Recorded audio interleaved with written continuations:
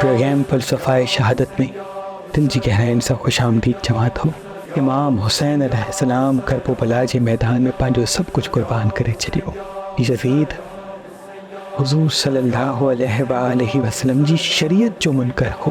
इमाम हुसैन अलैहिस्सलाम फरमायो त मूंखे मुंहिंजे नाना ॿुधायो त असगर जी क़ुर्बानी खां बग़ैर करबला अधूरी आहे।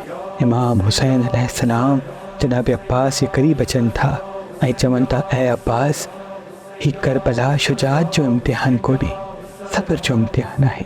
तारीख़ लिखियो इमाम हुसैन अलैहिस्सलाम जो पाणी 7 मुहर्रम खां बंदि कयो वियो।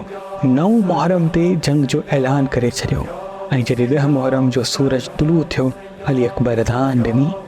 तारीख़ लिखियो नमाज़ फ़ज्र में ही फ़ौज यज़ीद इमाम हुसैन जे साथियुनि जे मथां हमलो करे छॾियो। इमाम हुसैन जा आख़िरी लफ़्ज़ इहे हुआ त ऐं मुंहिंजा अल्लाह, पंहिंजे हुसैन जी क़ुर्बानी पंहिंजे दरबार में क़बूल कजां। शिमर खिलंदे खिलंदे मौला हुसैन अलैहिस्सलाम जे सर के तन खां जुदा करे थो। पूरी फ़ौज झूमण शुरू थी वञे। हर मोड़ ते बि ज़ैनब सलामुल्लाह अलैहा हिकु ही पैगाम आम कयो त मुंहिंजो नाना अल्लाह जो रसूल आहे, इस्लाम अल्लाह जो दीन आहे, क़ुरान अल्लाह जो किताब आहे। यज़ीद जे ज़ुल्म ते क़यामत ताईं लानत थींदी रहंदी ऐं अल्लाह जे दीन ते हज़ारे मुसलमान ता क़यामत हलदा रहंदा।